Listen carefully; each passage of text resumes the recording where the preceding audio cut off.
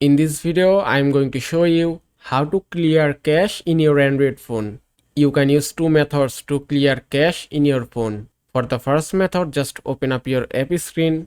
Suppose if you want to clear cache of this app, just touch and hold it and then tap on this info icon. After that, scroll down a bit, then go to storage option, and that's it. At the bottom, you can see clear cache option. Just tap on clear cache and it's complete.